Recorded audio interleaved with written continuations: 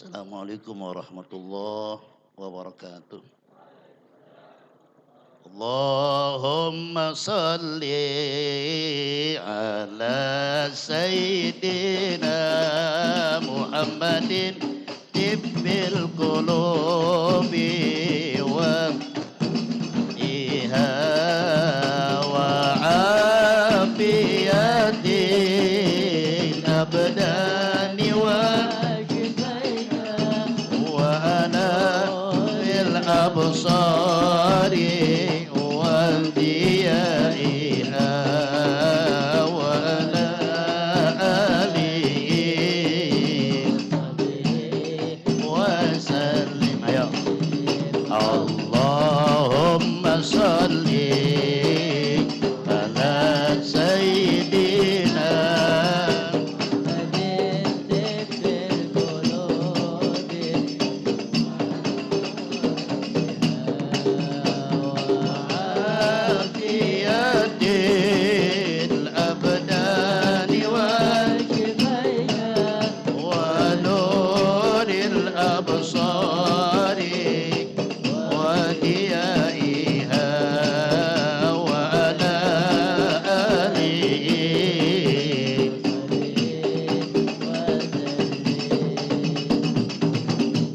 Alhamdulillah, Alhamdulillah ala hadhihi ni'mah. Wassalatu wassalam ala rasulillah syafi'il ummah Sayyidina wa habibina wa syafi'ina wa maulana Muhammad ibni Abdillah wa ala alihi wa ashabihi alladzina fazu bittuqa wal karamah. Amma ba'du, subhanaka la ilma lana illa ma 'allamtana innaka antal alimul hakim. La haula wa la quwata illa billahil aliyyil azim. Al mukarramun, para alim ulama, tokoh masyarakat, Bapak Ibu, saudara sekalian yang kami hormati, bil khusus guru kita yang baru saja menyampaikan mau'izul hasanah, Kiai Haji Sarmin Syarifuddin, kita doakan beliau panjang umur, sehat walafiat, dan ilmunya bermanfaat. Guru-guru yang selalu tugas setiap minggu di musola, Misbahul Khair, Musbahul Munir, kita doakan panjang umur, sehat walafiat, serta ilmunya bermanfaat. Amin ya rabbal alamin. Sungguh beruntung Allah jadikan kita umat Nabi Muhammad yang sekaligus berakidah ahlus sunnah wal jamaah. Apa sih ahlus sunnah wal jamaah? Apa yang kita lakukan? Mengikuti Nabi, mengikuti para sahabat, dan juga berpegang dengan ulama.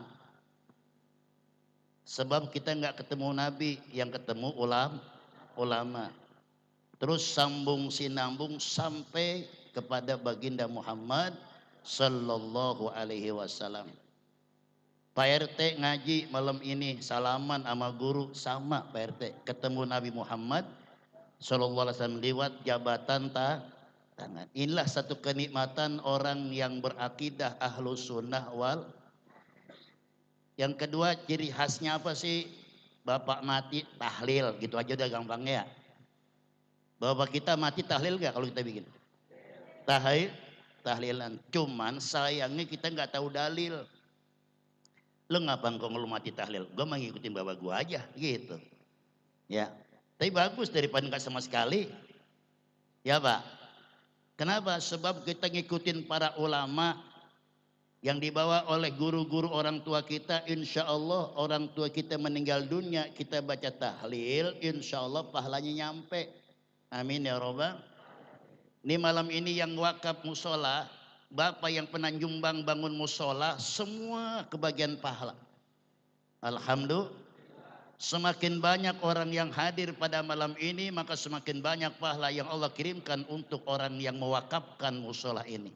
Amin ya robbal. Makanya saudara sekalian, mumpung ada kesempatan, kalau kita ngaji, sholat Jumat bawa duit. Niatin. Ya, umpama jauh masjid tuh 500 orang penuh satu masjid. Nggak usah banyak-banyak dah, satu orang 10.000 aja tuh kotak masuk Pak. Kali 500 orang 5 juta. Berarti hari itu pemasukan 5 juta. Kasih khotib 2 juta. Ya Pak. Lah subuh udah nongkrong itu khotib. 2 juta. Ya. Sekarang khotib 150.000 udah agak zaman Pak. Ya saya bukan menghina, udah nggak zaman. Ya. Nah ini satu. Kemudian yang kedua, dengan asbab kita kumpul malam ini, berapa kali pembacaan selawat yang kita ungkapkan tadi? Lebih daripada 3 kali. Ada salah satu makalahnya ulama besar, Syekh Yafi Al-Yamani, dalam kitab I'anatul Talibin juz ketiga. Di sana diterangkan, man jamma'a ikhwanan wa hayya'a ta'aman wa halliya makanan wa amila salihan wa sara sababan liqiraati maulidin Nabi Muhammadin sallallahu alaihi wasallam ba'asallahu yaumal qiyamah masiddiqin wasyuhada wassalihin wa yakunu fi jannatin naim. Ngerti artinya? Artiin jangan. Man jamma'a ikhwanan, siapa orang yang mengumpulkan handai tolan para saudara. Dengan adanya peringatan maulid kita dikumpulkan oleh panitia, namun hakikatnya semua gerakan Allah. Kalau kita di luar maulid ada nggak kumpul semacam ini?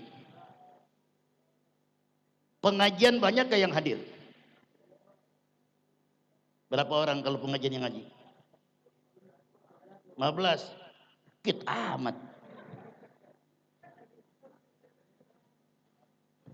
10 orang. Ya tambah dikit lagi aja. Kalau tinggal 5 orang bubar ngaji mah.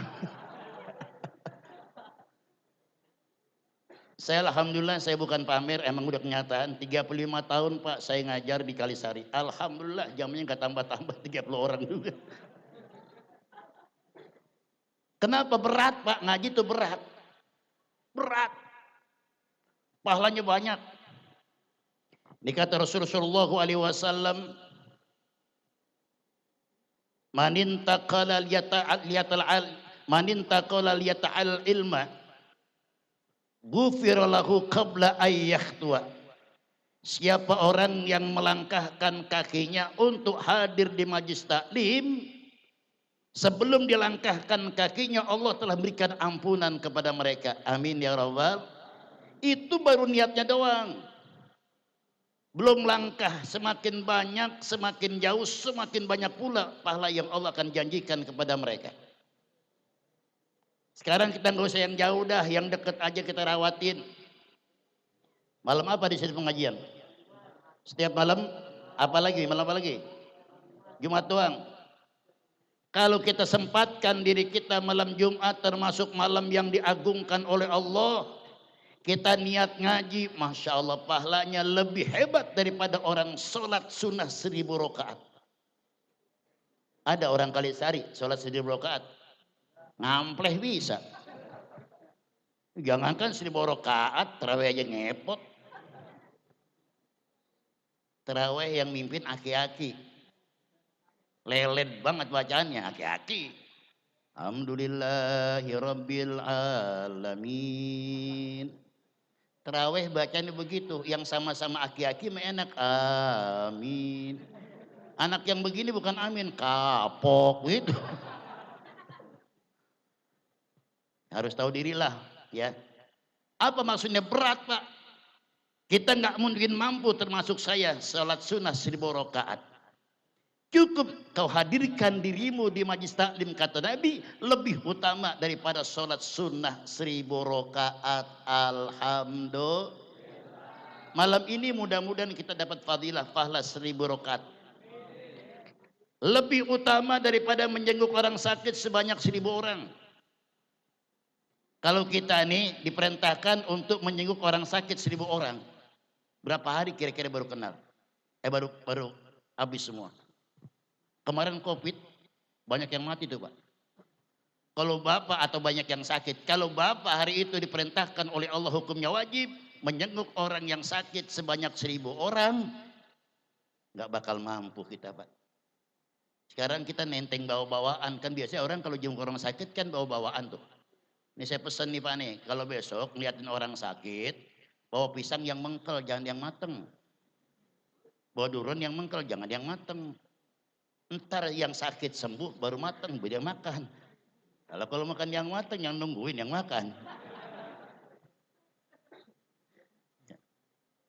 Andaikan kita jenguk orang sakit 1000 orang, 1 orang sekilo tuh jeruk kali 1000 orang berapa? Seton. Seton ke 25.000 berapa duit? 25 juta. Mampu? Kagak mampu kita. Tapi cukup kau wakilkan dirimu hadirkan di majlis taklim.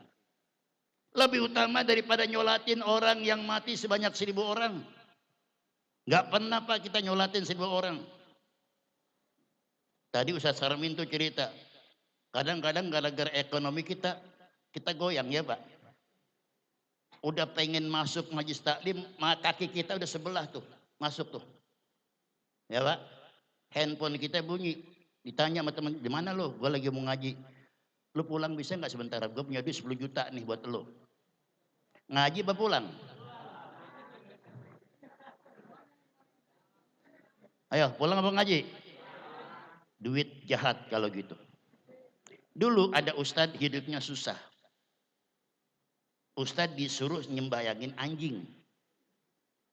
Orang Cina punya anjing bulldog mati. Kata orang Cina, Pak Ustadz tolong sembayangin anjing saya. Pertama Ustadz merengkal marah, setan loh, gitu pasti. Biasa Pak. Enak aja gue suruh nyembayangin anjing. Ya Pak Ustadz saya gak tahu nggak ada anjing sembayang, tapi pernah nih anjing ngomong sama saya ngerti bahasa dia. Apa katanya? Siapa yang nyembayangin mayit saya dapat duit 100 juta. Mulain goyang, hah? Goyang gak tuh? 100 juta. Akhirnya pikir-pikir, wah ketemu jawabannya. Diajaklah jamaah musolah Baitul Misbahul Munir. Diajak, pimpinnya Bang Kardi. Bang Wardi pimpin. Ayo nyembayangin anjing. Bayangin, selesai nyembayangin, ya Pak, kan dapat duit 100 juta. Anak murid protes, Ustadz, besok jangan Pak Ustadz, masa anjing sembayang. Gue juga tahu anjing tuh nggak boleh sembahyang, tapi pas gue pikir-pikir ini anjing keturunan Ashabul Kahfi, makanya gue mau bayangin. Kan ada tuh anjing yang masuk surga Pak, Ashabul Kahfi. Ini untuk apa nih? Menghilangkan jejak haram jadi halal gara-gara duit 100. Kondisi sekarang terjadi nggak begitu nih? Ada nggak? Ada. Goyang Pak, orang kalau dengar duit goyang nggak? Goyang. Giliran ngaji dapat pahala banyak gara-gara 10 juta pulang nggak? Goyang berarti. Berarti namanya apa? Ya, ugig, ngerti ugig? Ugig itu nggak tetap, legedemen. Nah, lebih utama daripada infak dan sedekah sebanyak 1000 ekor onta. Hebat. Mana mampu kita 1000 ekor onta untuk kita sedekahkan di jalan Allah. Tapi semua bisa dijawab menghadiri majlis taklim. Pahala yang saya sebutkan tadi kata Nabi, semua Allah bakal berikan buat kita. Sehingga kata Nabi, inna hasratan nasi yaumal qiyamah rajulun amkanahu talabal ilmi falam yatlubhu. Manusia yang paling nyesel nanti pada hari kiamat ada waktu nganggur kesempatan hadir di majlis taklim, dia nggak hadirkan dirinya, entar nyeselnya pada hari kiamat. Bukan sekarang Pak, bukan sekarang. Makanya hadirkan diri kita dimanapun, yang penting kita ngaji. Ya yang ngaji gue tahu, orang yang ajar sepulan segini gue tahu kecilnya. Jangan begitu Pak. Mendingan kecil ada ilmunya daripada tua kejemur. Mendingan mana? Gak usah pakai gengsi. Niatkan diri kita, gugurkan kewajiban sehadir di majlis taklim, memperoleh pahala yang besar supaya kita jangan nyesel nanti di akhirat. Paham ge? Leres doyo. Ini banyak orang Jawa nggak nih? Paham ya? Jadi itulah hebatnya orang yang berada di majelis. Man jama'a ikhwanan, siapa orang yang mengumpulkan teman-temannya. Kemudian yang kedua, wahayya atau aman, dia siapin makanan. Insya Allah yang biasanya ini kalau maulid insya Allah minimal nasi uduk nggak ada. Katanya si panitia udah bikin nasi kumbuli, katanya. Ada kita makan, nggak ada kita tanyain. Ya dong, lu berani bikin maulid ngundang gua, nggak ada kumbulinya. Kalau maulid nasi kumbuli, kalau menuju hari nasi uduk. Beda nggak? 40 hari baru nasi kuning atau nasi ulam. Yang lain maulid nasi kumbuli, tabarukan. Kenapa? Kobul, kobul, kobul. Biar terkobul apa yang kita laksanakan malam ini. Makanya tradisi orang-orang Arab, para habaib. Ini mereka kalau maulid Pak, minimal tuh ada makanan. Itu kata ulama, wahayya atau aman, disiapin makanan untuk para jamaah. Insya Allah ntar ada Pak, jangan takut. Insya kalau saya menang, makan juga, berkat juga. Kalau nggak ada gue tanyain, lah begitu. Nah ya, lalu menang gue berani kagak diberkatin. Ya lain lagi Pak, kedua, lain lagi yang ketiga. Gue nggak ngomong, lu ngomong lagi amplop. Saya nggak pernah Pak mikirin amplop, alhamdulillah. Lu pinter-pinter amat sih lo. Saya pernah ceramah Pak di Lewiliang. Panitia salah ngasih. Ya, list dana, list cari dana dikasih saya. Saya kantong ini langsung. Sampai di rumah dibuka. Lah ini sipulan 5.000, 10.000. Alhamdulillah sebelum subuh Pak panitia dan Lewiliang kan buru-buru salah ngasih Pak, datang ke rumah saya. Pak Ustadz, maafin Pak Ustadz, saya salah nyambut. Enggak apa-apa, emang gue lagi tungguin lo gitu. Nah, iya daripada gue berantem sama bini mendingan sama lo. Enggak bohong tuh bohong. Ya kita teman di sini teman udah tahu. Ya saya nggak pernah mikirkan gitu. Intinya mah alhamdulillah kok dikasih, enggak ya gue tagih gitu aja. Wahayya atau aman, menyiapkan makanan insya Allah walaupun nggak megah, nggak mewah, nggak meriah, yang penting ada makanan yang kita makan. Itu sunnahnya. Kemudian wahalliya, makanan dihiasi tempat acara tuh. Makanya Bapak kalau tempat-tempat orang-orang ulama-ulama besar, para habaib itu tempatnya meriah-meriah Pak, dihias bagaikan pengantin baru. Kenapa? Sebab Nabi kal arus, Nabi bagaikan pengantin baru. Kalau Bapak pengen nyunatin anak, pengen ngawinin anak, represi itu, Bapak masang tenda, meriah nggak? Berapa duit habisnya tuh?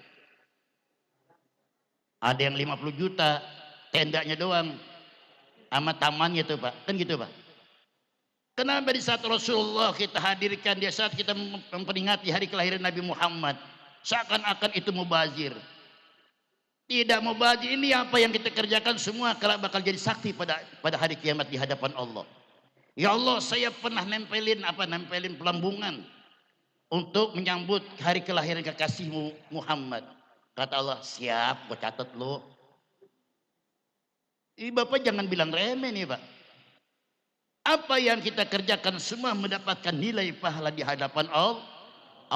Wa ahliya, makan dihiasi tempat yang begitu mewah. Kenapa? Sebab kita yakin an-nabi zakal arus, nabi kita bagaikan pengantin baru.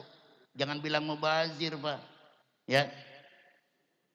Kenapa? Setiap yang kita keluarkan untuk memperingati hari kelahiran Nabi, tandanya kita cinta. Man anfaqa dirhaman limaulidi kuntu lahu syafi'an yaumal qiyamah. Ini hadis memang katanya hadis doib. Untuk fadilatul a'mal boleh.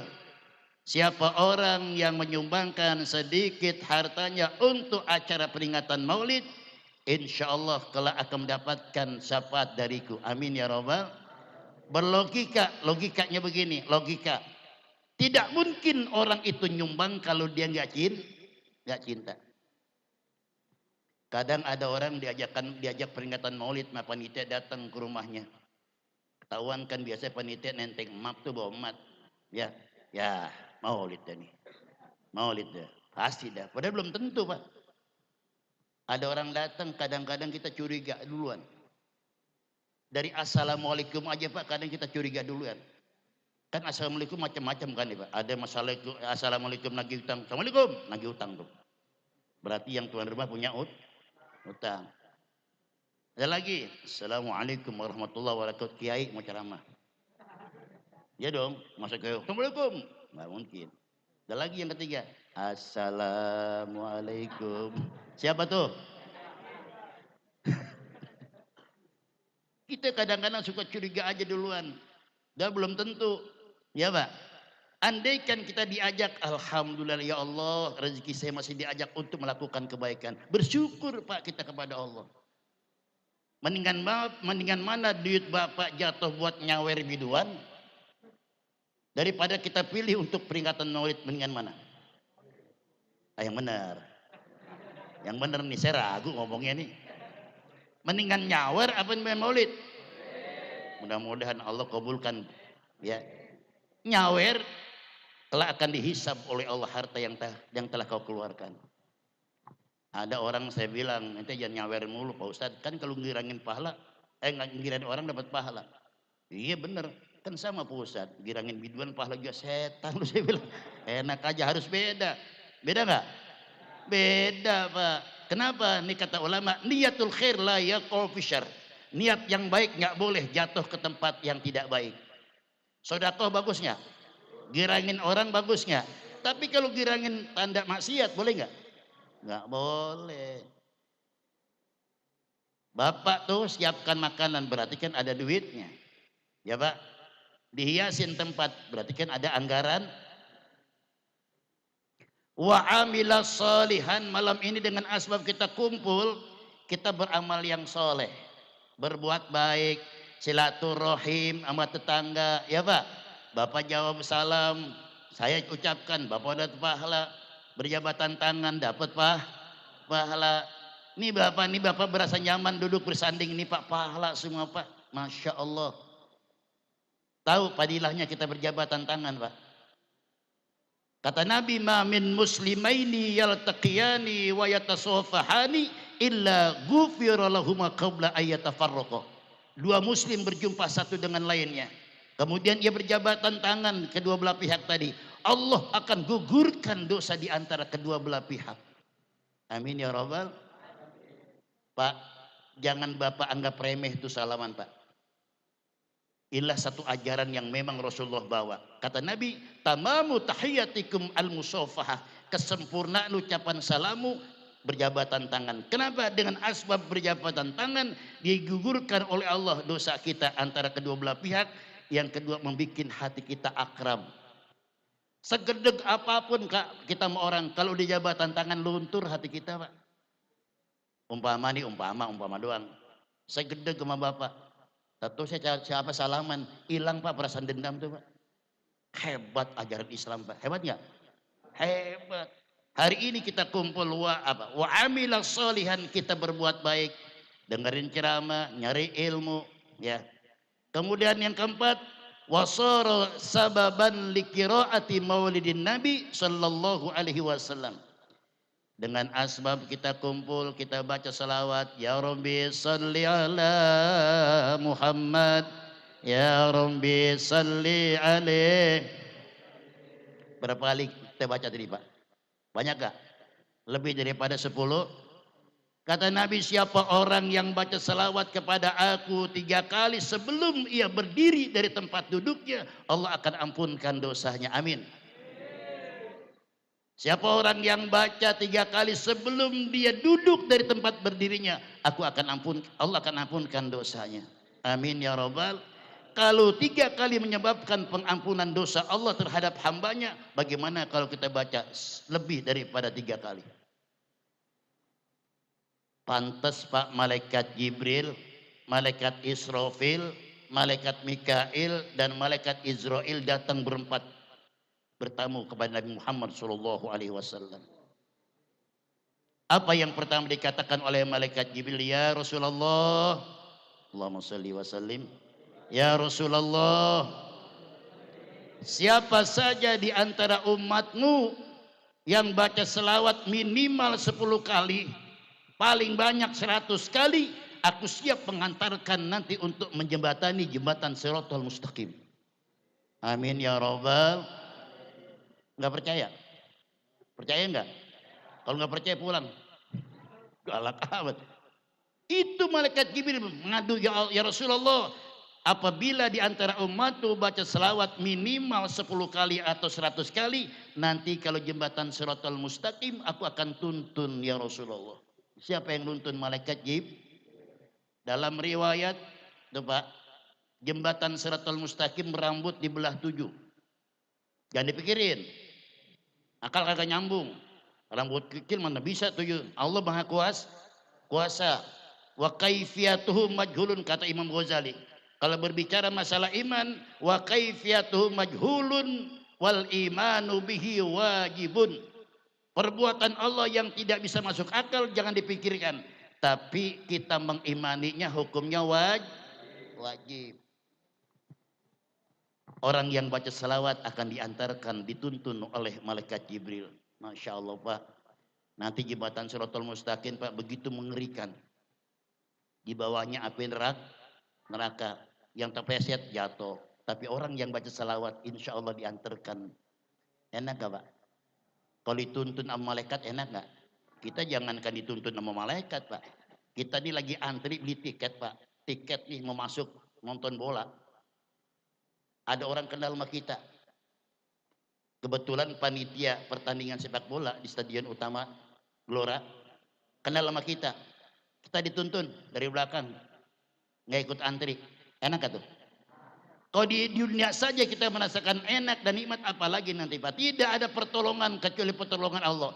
Tidak ada bisa yang menolong kita kecuali Allah telah izinkan kepada hambanya untuk menolong seseorang tadi. Udah. Terus enggak soalnya kita curiga juga nih. Udah malam. Terusin jangan. Baru satu nih, malaikat Jibril. Yang kedua, malaikat Israfil. Apa kata dia? Ya Rasulullah, siapa saja umatmu yang baca salawat 10 kali kepadamu ya Rasulullah, aku akan sujud kepada Allah dan aku belum angkat kepalaku sebelum diberikan ampunan dari Allah Subhanahu wa taala. Amin ya Rabbal. Masya Allah Pak. Salawat kita nggak sia-sia tuh Pak. Wasoro sababan li qiraati maulidin Nabi. Dengan asbab kumpul malam ini kita baca salawat kepada Rasulullah sallallahu alaihi wasallam. Malaikat yang sujud Pak minta ampun kepada Allah, hebat nggak? Makanya orang baca salawat, 1 Allah angkat derajatnya, 2 Allah ampunkan segala dosanya, 3 Allah berikan keberkahan dalam kehidupannya, rezekinya gampang. Berkali-kali Pak saya cerita tentang fadilah salawat. Saya pulang dari pesantren Pak tidak pernah minta amalan apa-apa sama kiai saya. Saya pamit Pak Yai, ngapunten nggih kula nyuwun pamit badhe wangsul Pak Yai. Pun selesai nak nggih Yai. Wis pundi nak ngenten Yai kula nyuwun amalan Yai. Wis maca selawat mawon sedekatah nggih. Insyaallah uripmu barokah. Ngerti orang Kalisari?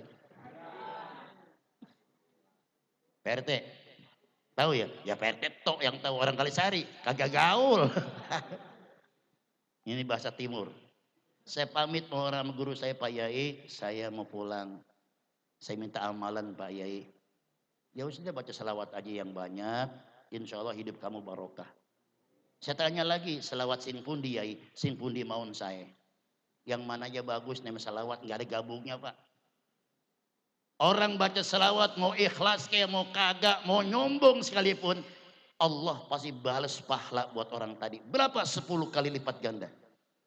Tidak ada bacaan yang tidak ikhlas diterima sama Allah kecuali selawat. Dalam kitab Tanqihul Qaul karangan Syekh Muhammad An-Nawawi bin Umar Al-Bantini, ada seorang sahabat bertanya, ya Rasulullah, andaikan saya baca salawat kepada engkau 1 kali, Allah akan balas 10 kali. Apakah itu dalam keadaan hadir hati kami ya Rasulullah? Ikhlas? Enggak usah. Enggak perlu ikhlas katanya. Enggak hadir hatinya, Allah pasti balas 10 kali. Bagaimana ya Rasulullah kalau memang saya hadirkan hati saya, khusus saya duduk baca salawat? Apa kata Rasulullah? Aku tidak tahu, balasannya hanya Allah yang tahu. Ada malaikat Pak yang diutus oleh Allah untuk menghitung tetesan hujan yang turun pada hari ini. Dia sanggup itu hitung. Walaupun sedunia turun hujan. Sanggup. tapi nggak sanggup mencatat pahala solawat orang yang baca kepada Rasulullah. Makanya rugi Pak kalau Bapak nggak baca selawat hidup ini. Oh, ada orang hebat banget ibadahnya mengalahkan manusia sedunia. Ketika dibuka catatan amal tidak satupun ada pahala solawat, semua bakal ditolak sama Allah. Gak ada diterima Pak. Jadi pondasi dan pangkal ibadah kita baca selawat. Paham ya Pak? Ya, niatin besok oleh peningkatan maulid baca selawat.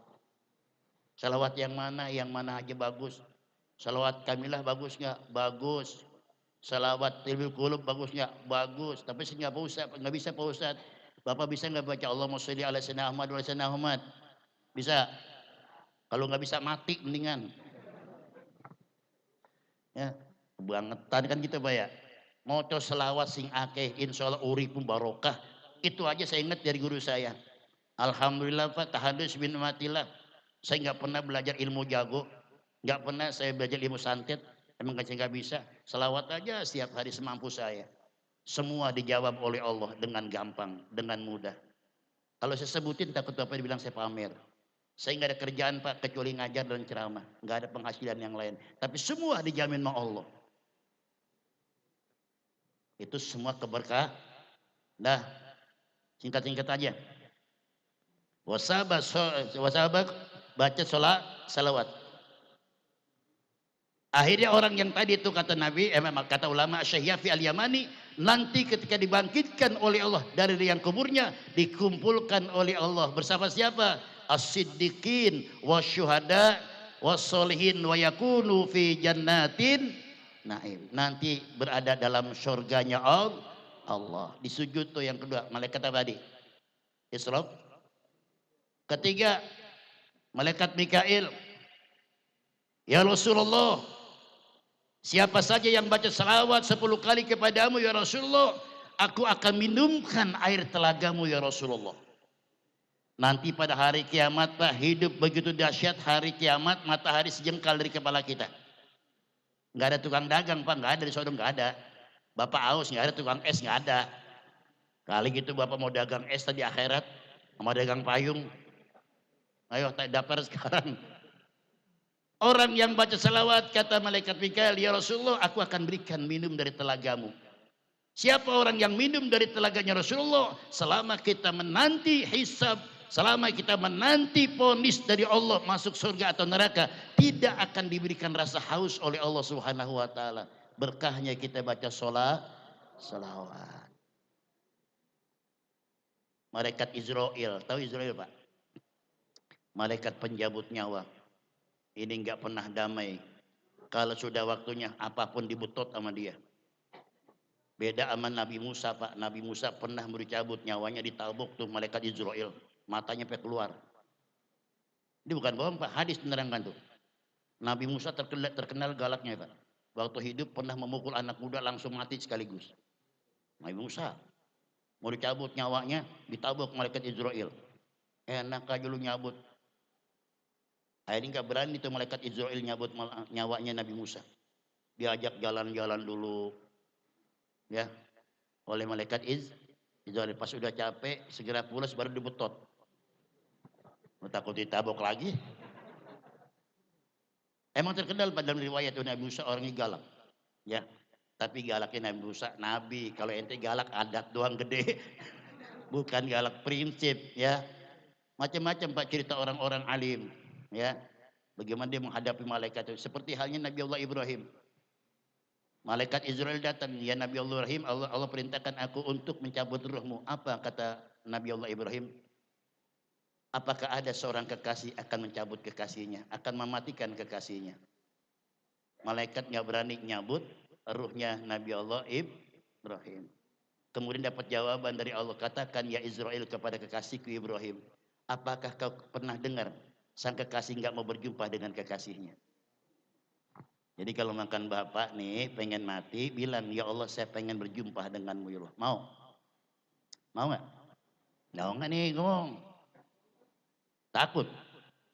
Kita sebetulnya tanpa sadar setiap hari kita sudah dilatih Pak. Dilatih Allah mati. Tidur itu latihan mati, sebetulnya nggak takut mati. Kita nggak usah takut dengan kematian dan jangan juga terlalu berani mati. Konyol. Mati nggak perlu diarep-arep, suatu saat datang. Kadang yang sakit nggak mati-mati, yang sehat ada nggak yang begitu? Makanya Bapak jangan bangga sehat. Wow, gue mau sehat, baru check up general semua nih. Semua gue nggak ada penyakit diabetes, nggak ada darah tinggi, semua sehat. Nyebrang jalan, kesempet motor, melintir, mati. Jangan bangga dengan sehat. Sehat sebagai sarana, bukan tujuan, Pak. Makanya Bapak jangan kaget, jangan heran kalau ada orang mati mendadak. Tadi subuh masih ngobrol sama gue, ngobrol subuh. Johor mati tuh orang. Jangan heran, yang kita heran subuh mati, zuhur ngobrol. Ya, subuh mati, zuhur perlu kita heran. Dah, apa kata malaikat Israel? Ya Rasulullah, siapapun yang baca salawat kepada engkau ya Rasulullah, minimal 10 atau 100 kali, aku akan cabut ruhnya perlahan-lahan. Pak, Rasulullah saja waktu cabut ruhnya merasa sakit. Ketika malaikat Jibril menyaksikan buang muka, apa kata Nabi? Ya Jibril, kau tidak senang melihat aku mati di akhir hayat? Ya Rasulullah, bukan aku nggak senang, aku nggak tega. Betul ya Jibril, betapa dahsyat dan sakitnya rasa mati ini. Di saat itu Rasulullah bilang, ya Allah, pindahkan rasa sakit matiku buat umatku. Biarkan umatku tidak pernah merasakan sakit ketika akhir hayat dan sekaratil maut. Biarkan semua aku yang tanggung ya Allah. Ya sampai ke situ Pak belaannya Rasulullah kepada kita. Biarkan aku yang menanggung rasa sakitnya. Umatku jangan sampai sakit. Siapa di antaranya? Orang yang banyak baca salawat. Mudah-mudahan nanti waktu meninggalnya Pak pelan-pelan tuh dicabutnya. Tapi yang enak katanya Pak, kata ulama nih, mautul fujah roha. Kematian yang mendadak itulah hiburan buat orang beriman. Bapak mau nggak mati mendadak? Ntar pulang nih pada mati semua. Mau? Mau nggak? Tapi mati mendadak itu hebat. Kenapa? Tidak nyusahin orang yang hidup. Emang kita semua bakal mati.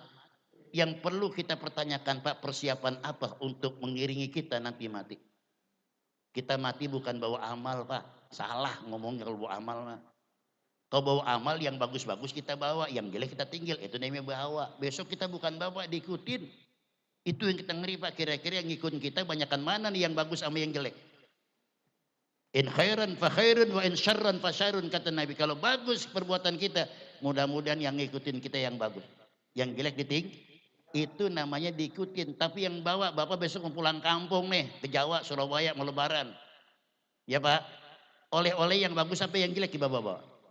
Itulah yang namanya kalimat bawa. Besok kita bukan bawa waktu mati, diikutin yang kita ngeri.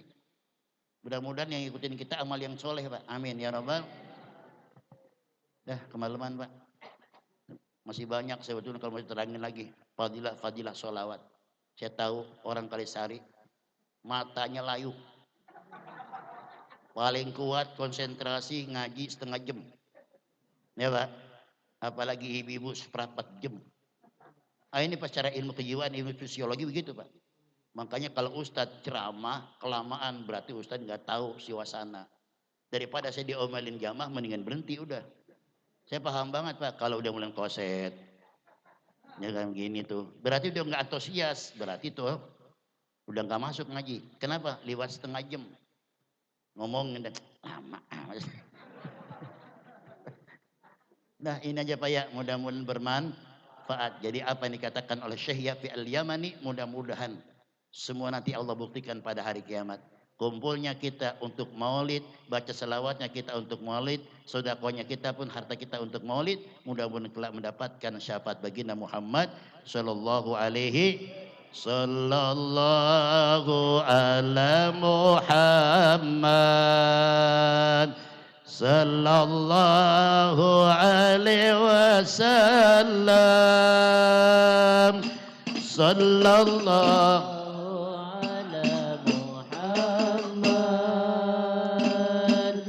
sallallahu alaihi wasallam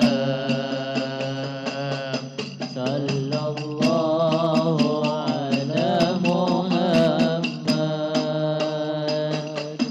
sallallahu alaihi wasallam